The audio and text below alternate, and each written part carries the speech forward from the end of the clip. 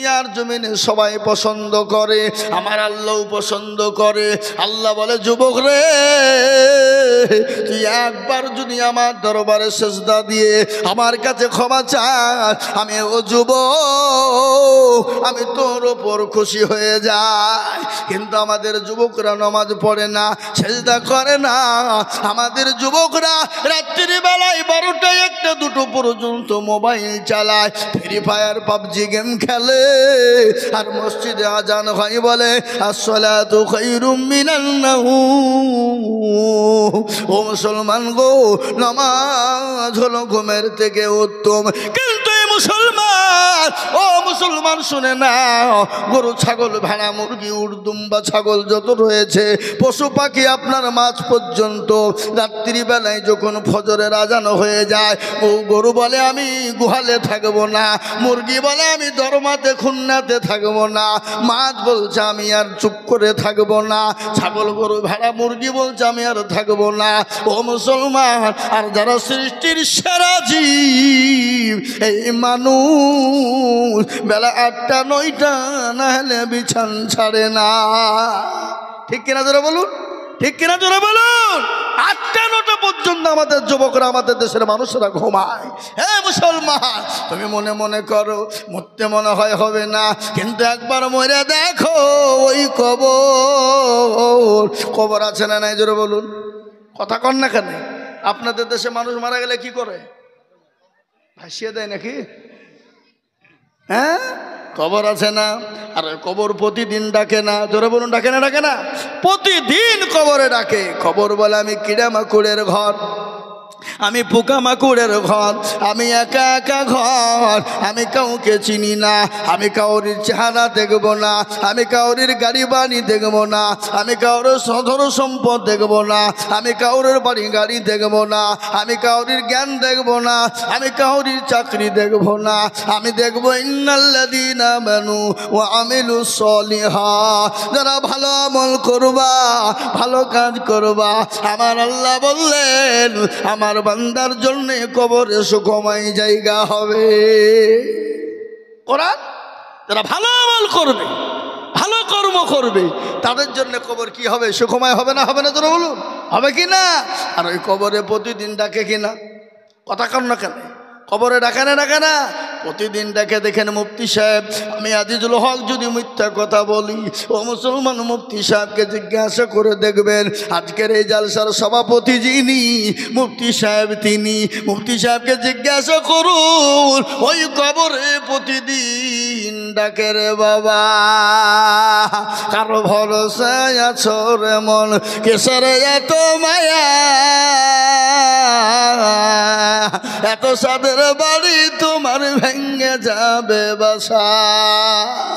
ও দুর্গনে যৌবন ফুরাইয়া যাবে, যৌবনে লাগবে ভাটি, ওই যে ডাকিতেছে তোমায় কবরের মাটি, ওই যে ডাকিতেছে তোমায় কবরের মাটি। সন্ধ্যার আগে যেদিন ডুবিবে বেলা, সন্ধ্যার আগে যেদিন ডুবিবে বেলা, এক পলকে ভেঙে যাবে তোমায় রঙ্গেরি মেলা। ও কারে তুমি ধমক দিবা, কার মাথায় ভাঙবা লাঠি, ওই যে ডাকিতেছে তোমায় কবরের মাটি, ওই যে ডাকিতেছে তোমায় কবরের মাটি। খবর পেয়ে আসবে আতি অসহজ, খবর পেয়ে আসবে আতি অসহজ, তোমার চারি পাশে বৈশা তারা করিবে কান্দ ও তোমায় সাজাইয়া দিবে মনের মতো সাজাইয়া দিবে মনের মতো কি সুন্দর পরিপাটি ওই যে ডাকিতেছে তুমি কবরের মাটি ও মুসলমান গো ও দরদি গো দরদি প্রতিদিন কবরে ডাকে ভাই অনেক লোক দাঁড়িয়ে আছে একটু আগে আসেন না একটু আগে আসুন অনেক লোক দাঁড়িয়ে আছে একটু আগে আসুন এদের দেখেন ফাঁকা গ্লাসের পূরণ করুন লোককে সব বসতে দেন একটু বসতে দেন এই মাঝে ফাঁকা জায়গা আছে একটু জি একটু আগে আসি বাবা এই যে নীল জামাওয়ালা এই যে গোলাপি জামাওয়ালা আগে আসুন আপনাদের জামা কাপড় নোংরা হবে পিছন থেকে এলে আপনারা যদি একটু আগে আসেন একটু আগে জায়গা খালি হবে চলো আসুন ভাই আল্লাহু আকবার চলো আসুন ও দেখেন দেখেন ভাই আমাদের কারি সাহেব তাকবীর দিবেন এবং তার সঙ্গে সঙ্গে আপনারা আসবেন একটু আগে আসি জোরত তাকবীর লাগিয়ে দিই আল্লাহকে দেখিয়ে দিই আমরা আজকে জি আমরা জিন্দা আছি নারে তাকবীর আকবার আগে আসুন ভাই আচ্ছা এই তাকবীরের দুটো ভাগ করব এটা লজ্জার কথা নাই ভাই এটা তো দ্বীনি মাহফিল ইনশাআল্লাহ যত আগে আসবো তত নেকি পাবো আমি আপনাদেরকে তাকবীরের জন্য বলি আচ্ছা যাদের বিয়ে হয়ে গেছে এই কথা ভালো করে শোনেন যাদের বিয়ে হয়ে গেছে তারা দিবেন তাকবীরের আওয়াজ যাদের বিয়ে হয়নি তারা চুপ তারা কেউ আওয়াজ দিবে না ঠিক আছে যাদের বিয়ে হয়ে গেছে তিনারা আওয়াজ দেবেন জোরে বলি নারে তাকবীর আল্লাহু আকবার এগুলা হলো বিয়ে হওয়া এবার যাদের বিয়ে হয়নি তাদের দেখে কার আওয়াজ বেশি যদি বিয়েওয়ালাদের থেকে যদি আওয়াজ কমে যায় তো এদেরকে এমন ড্যামেজ করবো আজকে আমি কি বুঝলেন আল্লাহু আকবার একবার দেখি এবার যারা বিয়ে হয়নি তারা একবার তাকবীর দিয়ে দিই দেখি নারে তাকবীর হয়েছে সব মোবাইলে শেষ কি বুঝলে মোবাইলে শেষ আর সব কাঁচা বুট খাওয়া লোক হ্যাঁ কুসরের গুড় খাওয়া লোক নাকি খেজুর কি কুসরের গুড় খেজুরের গুড় আর এখন তো ভাবছি সব ওই যে রেস্টুরেন্ট হয়েছে রাস্তার ধারে কি বুঝলেন লুচি লুচি ফুলকো লুচি হ্যাঁ হাই রে লুচি খা লুচি এখনকার যুবকরা সব খাইছে আর গলার আওয়াজ জন্য দিনের দিন ওদের বসছে কি একবার সবাই মিলে দিয়ে বলি নারে তাকবীর আহা শয়তান পালাবে না এই মুসলমানদের নারাই তাকবীরের ধ্বনিতে ভারতবর্ষ থেকে ইংরেজকে তাড়িয়ে দিয়েছিলাম না দিই নাই জোরে বলুন ইংরেজ পালিয়ে যেতে দিশা পাই নাই 7 সমুদ্র 13 নদী পার করে দিয়েছিলাম মুসলমান আমরা নারাই তাকবীরের ধ্বনি দিয়ে আজকে যারা ইসলামকে নিয়ে চক্রান্ত করতে চাইছে মসজিদে ঢুকে জোর জুলুম জয় শ্রীরাম বলছে আমাদের কাছে তরবারি নেই লাঠি সুটা নেই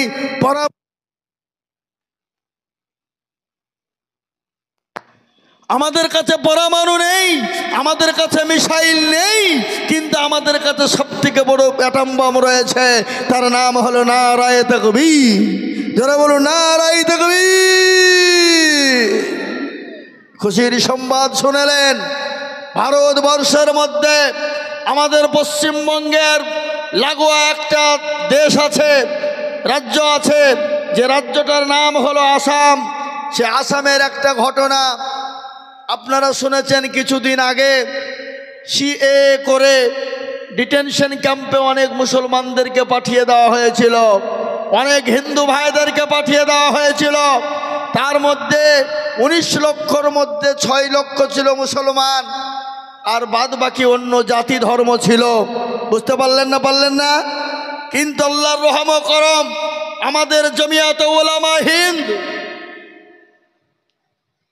দীর্ঘ অনেক দিন পর গত পরশুদিন তার রায় হয়েছে সুপ্রিম কোর্ট রায় দিয়েছে 1971 জন্ম পরে যারা তাদের সকলকে নাগরিকত্ব দিতে হবে, তাদেরকে বাংলাদেশি পাকিস্তানি বলে তাড়িয়ে দেওয়া হবে না, তাদেরকে ডিটেনশন ক্যাম্পে পাঠানো হবে না। মুসলমানরা এই রায় সুপ্রিম কোর্ট দিয়েছে, মুসলমানদের জন্য জয় জয়কার ব্যাপার। সেটা হলো আসামের মানুষ আজকে উল্লাস চলছে বাবা, আলহামদুলিল্লাহ। পৃথিবীতে মুসলমানদেরকে কেউ আটকে রাখতে পারেনি, আগামীতেও মুসলমানদেরকে কেউ আটকে রাখতে পারবে না, বলুন ইনশাআল্লাহ, যারা বলুন ইনশাআল্লাহ। জালিম সরকার, ফেরাউন, নমরুদ, আবু জাহেল, আবু লাহাব, উতবা, সাইবা, মুগীরা, তারা একের পর এক মুসলমানদেরকে কষ্ট দিয়েছিল, ইসলামকে কষ্ট দিয়েছিল। তারা যখন মিটাইতে পারেনি, মরতে দমতা কিয়ামত পর্যন্ত ইসলাম এবং মুসলমানদেরকে মিটিয়ে দেওয়া তো সহজ নয়। একটু চিল্লিয়ে বলুন নারায়ে তাকবীর। আজ মুসলমান, কিন্তু একটু আমাদেরকে সহজ হতে হবে, আমাদেরকে সজাগ হতে হবে। আমাদেরকে সজাগটা কি হতে হবে? আল্লাহর যে বিধান রয়েছে সে বিধান অনুসারে আমাদেরকে চলার চেষ্টা করতে হবে। হবে না? হবে না, জোরে বলুন। আজকে আমাদের দেশের লোক নামাজ পড়ে, কথা কন না কেন, নামাজ পড়ে? আজকে আমাদের দেশের লোক নামাজ পড়ে না। আমি প্রায় জায়গায় কথাটা বলে থাকি, পশ্চিমবঙ্গ নয়, এ দেখেন আজকে আপনাদের এখানে জালসা আছি, আগামীকালকে আমার পরপর দুদিন আছে শিলিগুড়ি প্রোগ্রাম। আগামীকালকে সকাল এখান থেকে 8টায় বেরোবো, জি, আমি সেখানেও বলবো। আজকে আমাদের দেশের লজ্জার বিষয়, লজ্জার বিষয়, আজ মুসলমানের ঘরে জন্ম, মুসলমানের ঘরে জন্ম আমাদের। আমরা মুসলমান বলে দাবি করি, হ্যাঁ, আমরা মুসলমান বলে দাবি করি, মনে করি আমরা খতনা দিলে মুসলমান হয়ে গেলাম, গরু জবাই করে কুরবানি দিলাম, মনে হয় মুসলমান হয়ে গেলাম, গরুর গোশত 5 কেজি 6 কেজি 10 কেজি করে কিনে আনলাম, আজকে মনে হয় কুচে মোড়ে 10টা হয়েছে নাকি, হ্যাঁ? ওরে বাবা রে, 50। এ বাবা, মুসলমানরা জন্মের খাবার খায় গরু, এ মুসলমান, তারপর ওরা মনে করছে আমরা মুসলমান, কিন্তু মুসলমান তো সে নয়। পার্থক্য মুসলমানের সঙ্গে কাফেরের পার্থক্য একটা, সেটা হলো নামাজের মাধ্যমে। কিসের মাধ্যমে? জোরে বলুন, জোরে বলুন না, কিসের মাধ্যমে? নামাজের মাধ্যমে। আজকে মুসলমানরা নামাজ পড়ে না, 98% মুসলমান নামাজ পড়ে না, 2% নামাজ পড়ে, ঠিক না বেঠিক? জোরে বলুন, কথা কন না কেন? না আপনাদের দেশের লোক কি 100-100 নামাজ পড়ে নাকি? হ্যাঁ, 98% লোক নামাজ পড়ে না, 2%, অনলি ফর 2, এই 2% লোক নামাজ পড়ে। এই 2% লোকের ভিতরে 1% লোকের নামাজ কোনো রকম টুইভাবে হয়, আর 1% লোকের নামাজ হয় না। বলে আপনি কি করে জানলেন? আমি বলি, 7টা খায়াত জানে তো দুরূদ শরীফ জানে না, দুরূদ শরীফ জানে তো দোয়া কুনুত জানে না, দোয়া কুনুত জানে তো না তো দোয়া মাসুরা জানে না, দোয়া মাসুরা জানে না তো দোয়া সানা জানে না। ও মুসলমান, ইন্না তাইনা কুল, দেখা যায় তোর মধ্যেও 20টা ভুল। কি আছে না নাই? কথা কন না কেন? হ্যাঁ, আছে 20টা ভুল। কোনোদিন ইমাম সাহেবকে বলে না, ও ভাই ইমাম সাহেব একটু কোরআনটা ঠিক করে দেন, নামাজটা ঠিক করে দেন, সূরা গালা ঠিক করে দেন, আত্মাগাতু দুরূদ শরীফ গালা ঠিক করে দেন, দোয়া মাসুরা সানা গালা ঠিক করে দেন। বলে না, বলা যাবে না, শেখা যাবে না। বলে কেন? মৌলবীর কাছে যদি চলে যায়, ইমামের কাছে যদি যায়, ইমাম যদি ভুল ধরে ফেলে, আমার তো ইমামের কাছে মোড়লি চলবে না, মাতাব্বুরি চলবে না, দাদাগিরি চলবে না, নচেত ইমামের কাছে মাথা বিক্রি করা যাবে না। কি বুঝছেন আপনারা বলুন, ঠিক না? ঠিক, মাথা নত করা যাবে না, শিখতেও এরা যায় না। আর আমাদের দেশের ইমাম সাহেবরা, এরাও কিন্তু কোনো মুসল্লিকে বলে না, ও চাচা একটু বসে যান, একটু নামাজটা ঠিক করে দি, কোরআনটা ঠিক করে দি, সূরা গানা ঠিক করে দি, আত্মাগাতু দুরূদ শরীফ সানা বান্দা ঠিক করে দি, কিভাবে উলা দিতে হবে ঠিক করে দি। ও চাচা গো, ইমাম সাহেবরাও কোনোদিন বলে না। বলে নাকি? কথা কন না কেন? কেন বলে না? কেন বলে না? কারণ আছে। আজকে এই গল্প হচ্ছিল, আমি মাদ্রাসার জন্য কালেকশন করতে গেছিলাম কাটাবাড়ি জুম্মাই মাদ্রাসা, আমার জালসা আগামী 10ই নভেম্বর, শেখপাড়া মাদ্রাসা। সে কালেকশন করতে গেলাম, আজই বলছিল ইমামদের ব্যাপার নিয়ে। ইমামরা কেন বলে না, আলেমরা কেন বলে না? কারণ আছে না নাই? কথা কর না কেন? কারণ আছে না নাই? ইমাম সাহেব বলছে তোমাদের ভাগ্য ভালো, আমি অজু করে নামাজ পড়াই বটে, যদি বেশি কায়দা করো তো বিনা অজুতে নামাজ চালিয়ে দিব। বুঝলেন না? বিনা অজুতে নামাজ চালিয়ে দেবো, তোর নামাজ হইলি বাকি না হইলি বাকি। কারণ মৌলবীর বেতন 4,000, 5,000, 6,000, আর মসজিদের সেক্রেটারি, সভাপতি, ক্যাশিয়ার কারা?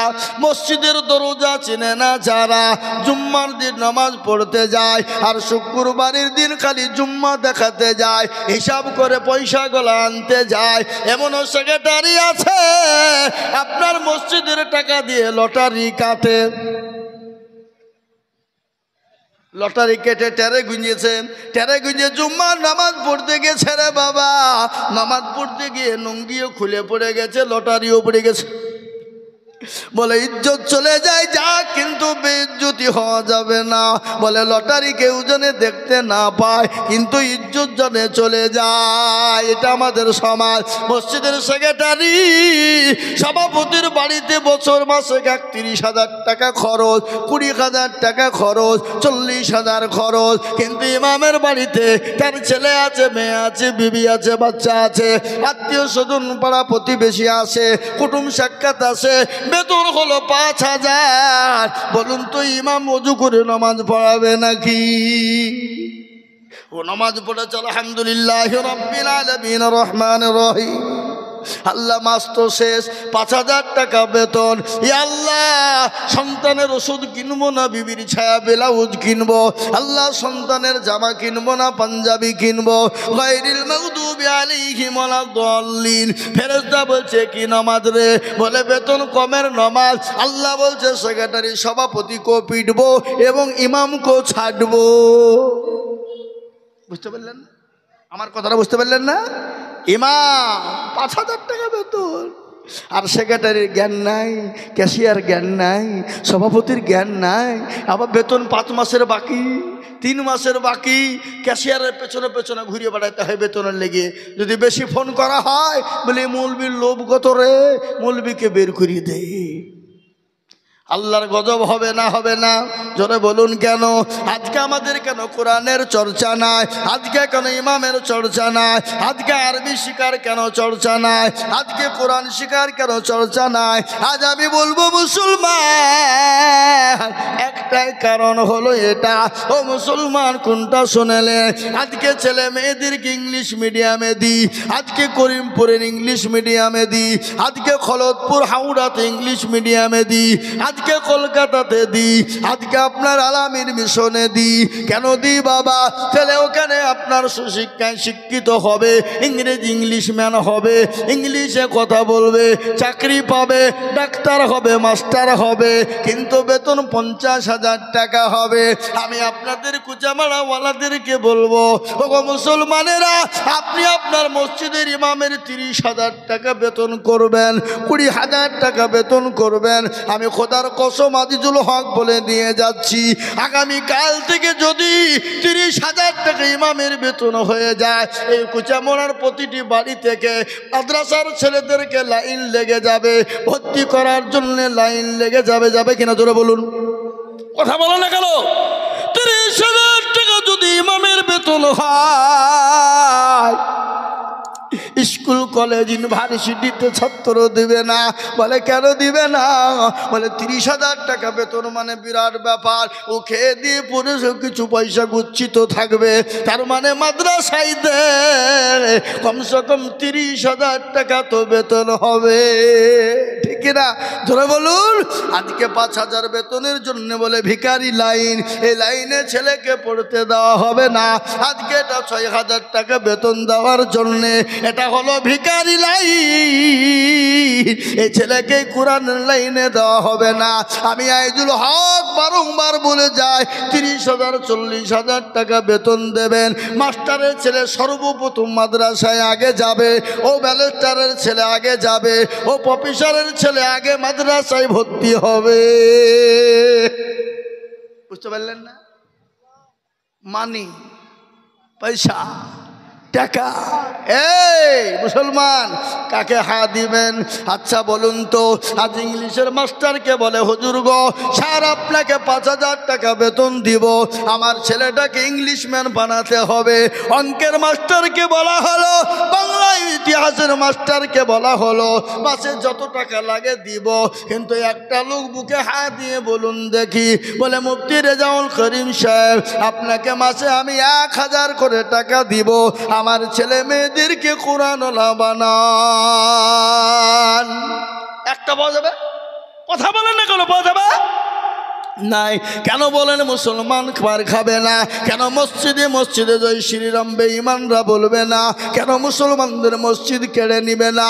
কেন মুসলমানরা মার খাবে না? কেন মুসলমানদের রক্তপাত হবে না? আজকে ইসলামকে আমরা নিচু করে দিয়েছি। আজকে মুসলমানদের কোরআন শিক্ষা করা হলো ফরজ, মুসলমানদের নামাজ পড়া হলো ফরজ, মুসলমানদের আল্লাহর কাজ করা হলো ফরজ। কিন্তু মুসলমান তো জীবনে পড়ে না। তো আজকে আমি বলবো মুসলমান গো, আপনি দুনিয়া করুন, চাকরি করুন, মাস্টার হন, গাড়িওয়ালা বাড়িওয়ালা হন, ছেলেকে ইংলিশ মিডিয়ামে দেন, ছেলেকে মাস্টার বানান, উকিল বানান, ব্যারিস্টার বানান, সব বানান, কোনো বাধা নাই। কিন্তু আপনার ছেলেকে এতটুকুন শিক্ষা দেন, কোরআনওয়ালা জানে হতে পারে, জায়েজ না জায়েজটা বুঝতে পারে, হালাল হারামটা বুঝতে পারে। আপনি মারা যাবেন, আপনার লাশটা জানাজার সামনে রাখবে, নামাজ জানাজা পড়বে, আর বলবে আল্লাহুম্মা গফিরলি হাইয়িনা ওয়া মাইয়িতিনা ওয়া শাহিদিনা ওয়া গায়বিনা ওয়া সাগীরিনা ওয়া কাবীরিনা। সন্তান এরকম করে দোয়া করবে, জানাজা পড়বে, আর আল্লাহ বলবে বান্দারে, তুমি ছেলেকে মাস্টার বানিয়েছো, ডাক্তার বানিয়েছো, উকিল বানিয়েছো, ব্যারিস্টার বানিয়েছো, তারপরেও কোরআনওয়ালা বানিয়েছো। তোমার জানাজাতে দাঁড়িয়ে জানাজা পড়ে আর আল্লাহুম্মা গফিরলি বলে দোয়া করে, আল্লাহ বলে বান্দা